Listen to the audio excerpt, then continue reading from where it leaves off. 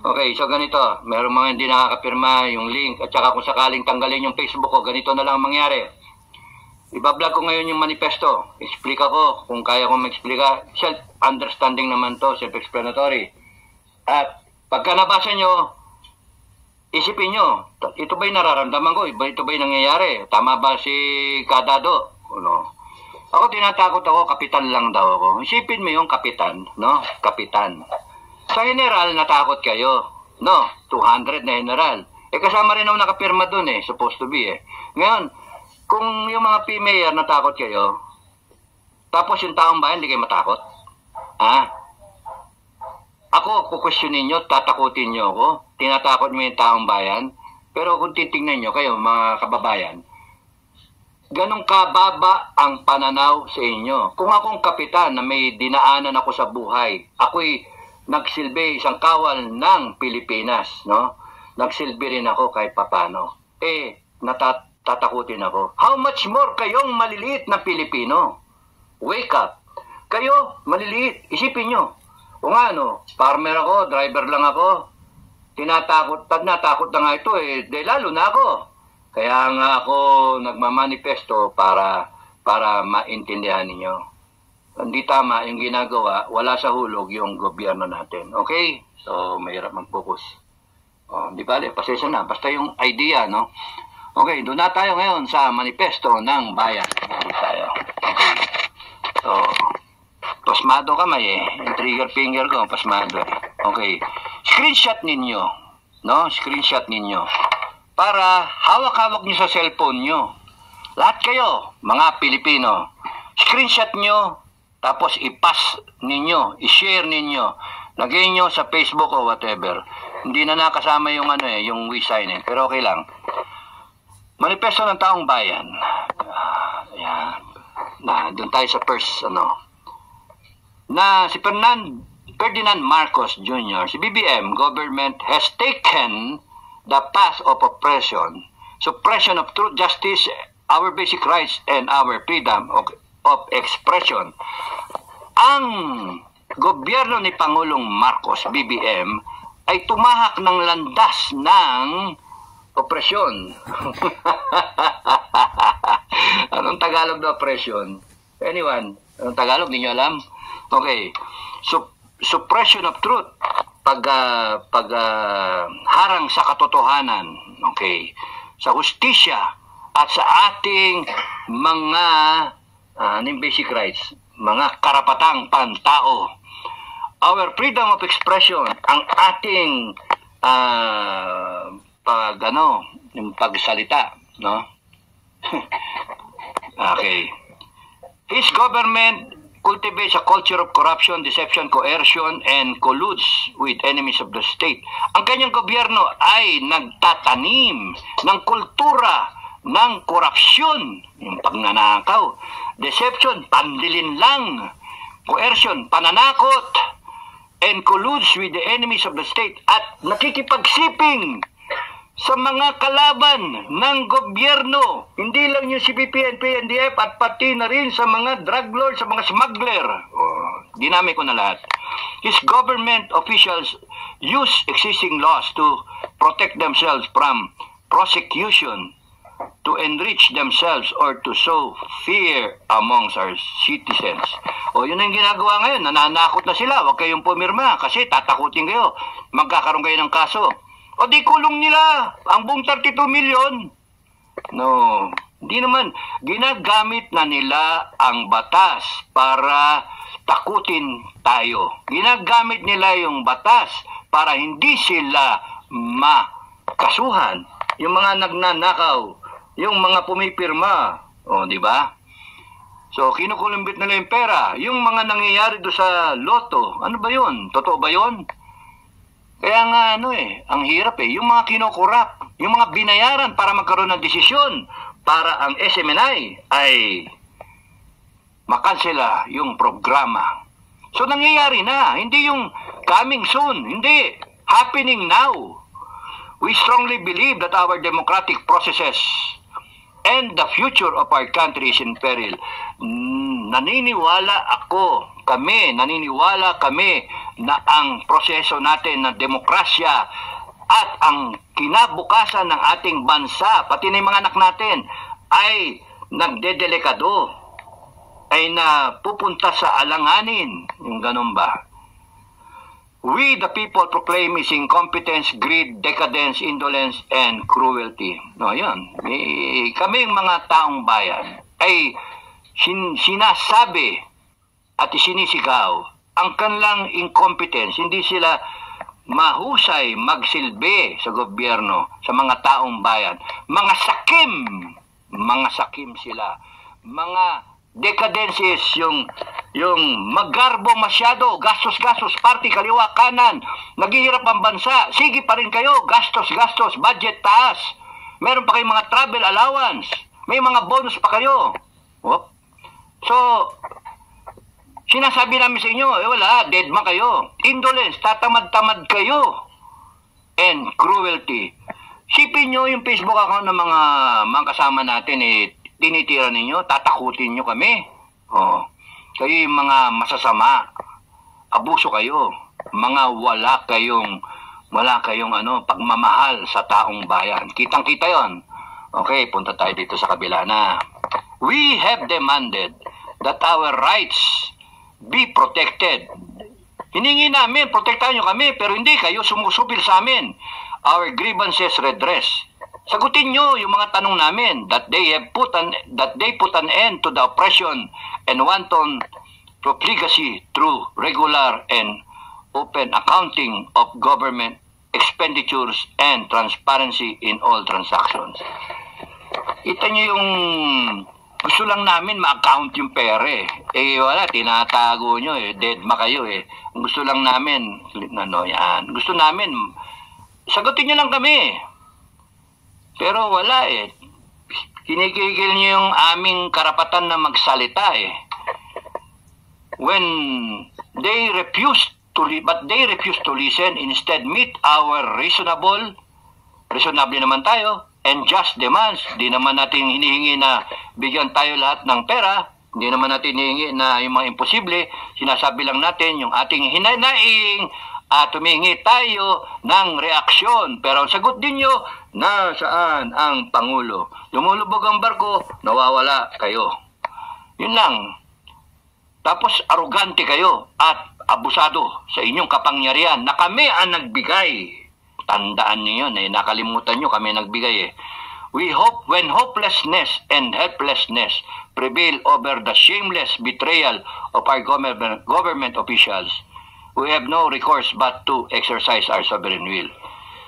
Pagka wala na kaming, ang pakiramdam namin ay wala ng katorya-torya, wala ng kapag-asa, wala nang tutulong sa amin. Kasi yung gobyerno mismo ang sumisupil sa amin. Yung gobyerno mismo na dapat dedepensa para sa aming karapatan at sa aming ang sasagot sa aming hinanaing, ay siya pang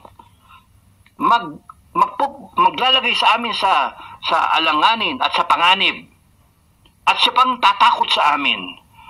Wala na kaming magagawa kundi ipakita ang aming karapatan, ang aming sovereign will, ang aming kagustuhan. Maliwanag. That we, the Filipino people, effective immediately, sa madaling panahon, kaming mga nakapirma, withdraw support for President Ferdinand Marcos Jr. The betrayal of public trust dahil sa nawalan ng kami ng tiwala sa iyo, Ginoong BBM, kaya kami nag-withdraw ng support. Kaya wag nyo kaming sasalubungin, kayong mga loyal, kayong mga pro-BBM, gumawa kayo ng manifesto ng sarili niyo kasi ito yung manifesto ko, manifesto namin ng taong bayan. And we recognize BP Inday Sara Zimmerman. Di ba obvious, sino ba ang Vice President? Pati ba yan tatanungin ninyo? Pati ba yan harangin ninyo? Vice President nga si Inday, binoto nga siya, 32 million na boto Ayaw na namin kay Marcos, sinong gusto namin? Siyempre, wala, no choice kami. No choice. Si Sara magiging presidente namin, siya yung Vice Presidente. By way of succession, pursuant to Section 8, Article 7 of the 1987 Constitution. Isa pang malayo. Tapos noon, sa ilalim, we sign Okay? Ngayon, pinapasok nyo yung Facebook account ko, yung mga link na nilagay, kung hindi kayo makapasok at mahirap at hindi touchy ang iba sa inyo. Ito, screenshot ninyo sa cellphone. Screenshot, lahat siguro may cellphone. Pakita ninyo sa iyong mga kapatid, magulang, kamag-anak, kaibigan, pakita nyo. O kaya itong screenshot na to, i-post ninyo sa inyong Facebook account. O di tanggalin lahat ng Facebook account natin, magagalit na yung Facebook. Magagalit na. 82 million subscribers, mawala. Kalahati nun, mawala negosyo Facebook. So, i-screenshot ninyo. Okay, screenshot. Yan. Share. Para kung napag-usapan ninyo, kung nasa loob kayo ng isang sasakyan, nasa taxi kayo, nasa ano kayo, yung napag-usapan yung manifesto, wala ako, hindi ko alam yung manifesto, pwede nyo ilabas at ipakita. Ito sa cellphone ko, ano cellphone number mo? Pasa ko sa'yo. And then, ang next na gagawin, kung kayo, naniniwala kayo sa sinasabi ko, no? Kung naniniwala kayo, ito ang dapat nyong gawin. Ito, yan. I-text ninyo yung inyong pangalan dyan sa number na yan. I-text ninyo dyan sa number na yan. Na, ibig sabihin, pag tinext nyo yung pangalan ninyo at yung mga kasama nyo sa pamilya na pwede, yung pangalan, edad, at yung general location. Hindi na malagay yung yung exact address, no? Kasi may cellphone number naman makukonta kayo. Para for proof of life. Kasi baka bangka yung bumuboto So, ayan ang yung isa kay Makanas, Bok Makanas, isa sa akin. Okay? Text nyo lang, ibig sabihin, bumoto kayo. Yun yung sa loobin ninyo. And you be counted dun sa mga nagsasabi at tumatayo na i-express ang kanilang karapatan na sabihin ang gusto nilang sabihin. Yan ang number. I-text ninyo. Kaya nasa kayong lupalop, kung hindi pa rin kayo nasa international kayo, i-text nyo kamag-anak nyo at i-text nyo. Sige. Pangalan. Buong pangalan. Tapos nun, edad. Para alam ko na hindi kayo batang musmos. Bata na musmos. O, edad. Para alam ko, senior kayo. Pupupuin ko kayo. O kaya yung mga, basta 18 pataas. Botante. Tapos nun, general location. Abra. O kaya Mountain Province. O kaya Alberta, Canada. O kaya California, USA. O kaya Saudi. Di ba? Thailand. Sabihin nyo, saan kayo? O kaya, ano yung profession ninyo? No? Siya nga pala, bago yon. Edad, profession nyo, at saka general location. So, yun. Again, anong itetext ninyo? Huwag kayo magte-text kung hindi kayo nakakaintindi, hindi nyo naintindihan yung manifesto. Ha? Huwag nyong intindihin nyo to, screenshot ninyo para mababasa ninyo at panoorin nyo si Makanas at yung ibang vlogger na tatagalugin nila. Mas magaling sila sa akin Tagalugin nila. No. Para maintindihan ninyo. Huwag kayong pirma ng pirma na hindi nyo naintindihan. Para kayong dapat pirmahan ninyo. Ngayon, yung mga supporter ni BBM, kung gusto nyo, gagawa rin ako ng manifesto para sa inyo. Yung sinasabi ko kanina. Pirma rin kayo. Okay? Walang pakialaman. Basta kami, in-express namin yung gusto namin. No? Kinokorek namin yung mali namin. Kasi naintindihan namin ngayon sa mga pangyayari. Hindi kami may kasalanan kayo nagpakite ng totoon yung kulay. Kami, nung nakita namin totoon yung kulay, nakita namin, mali yung ginawa namin, niluklok namin kayo. Kaya ngayon, itinutuwid namin. Anong sasabihin yung kami nagre-rebelde, mga loko-loko? Hindi nga kami, we're not taking up arms against the government. We are expressing our freedom to speak out and say what we want. Okay? So, yon. Okay, galit na naman ako. So, yan. Screenshot nyo lang at i-express nyo dito. Yan, dyan sa numero na yan. Okay? Yung pula, kay Maki, Bok General Macanas. Caballero Macanas. Ngayon, isa, kanino ba yung number na yan? Ewan ko. Nakita ko lang yan eh. Text nyo dyan, i-collate para malaman natin. Ngayon, 10,000 yung nakapirma doon sa change.org. Yung gusto pumirma doon sa change.org, sige, pirma lang kayo doon kung yung techi kayo. Pero yung mga kababayan na hindi techi, sige, dito na lang kayo dumaan. Basta basahin nyo yung manifesto, naintindihan ninyo, at kung sa tingin ninyo, sa loobin ninyo, yung mga pinagsasabi ko, ay pirma kayo. Padala nyo dito sa cellphone at pangalan,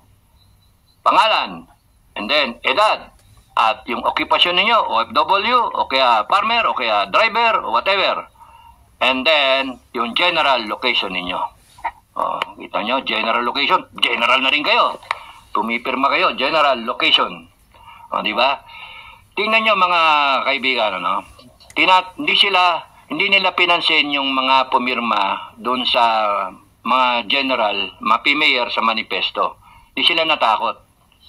Hindi nila tinitira. Natakot kasi sila. Ngayon, babanatan niya, ilan yung tao ko? Wala akong tao. Pero ang kasama ko, taong bayan.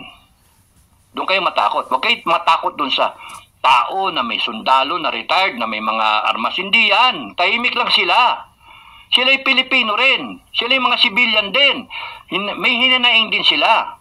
Kaya, tumahimik lang kayo at tignan ninyo, panoorin nyo. Ngayon, kung wala naman natutulog sa pansitan yung iba, walang pakialam, di wala, di panalo si BBM. He will finish his term by 2028. Di ba? O di ba, anong kaganda nun? Tahimik. Hindi yung magpapatayan tayo pare-pare sa Pilipino. Mali yun. Kaya nga, ang advice ko sa armed forces, you stay intact. You do not do anything foolish. Hintayin na lang natin yung developments and then kayong bahala sa mga Pilipino, depensahan ninyo mga Pilipino. O, di ba? So, iwasan nyo rin magkagulo. Okay? So, yun lang ang akin panalangin at panawagan sa inyo. At maraming salamat sa inyong lahat. Wala na yung aking wala na. Ayan, huling tingin. Manifesto ng taong bayan para sagipin ang inang bayan. Hindi ako makakapayag na may issue sa droga ang presidente. Merong question ako doon, hindi pwede talaga yon. May issue sa corruption, sa CPP-NPA, nakikipag-alyansa kayo, nakikipag-ceasefire kayo.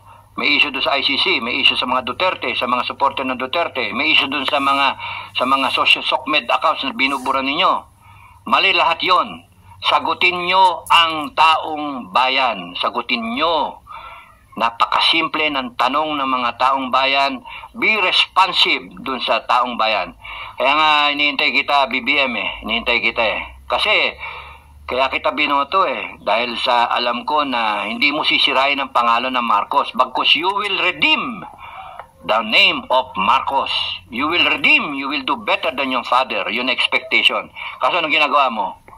Wala No, hindi ka sumasagot Hinahayaan mong sagutin ang taong bayan ng kung sino man na tumatayo sa posisyon mo. Kaya pangit, no? O sige, hanggang doon na lang ako. Maraming salamat sa inyong lahat. At I hope na you pray for the country and you speak up for the country. Mahalin natin ang Pilipinas. And hopefully, we will be guided by God. Maraming salamat sa inyo lahat. God bless everyone. Bye-bye.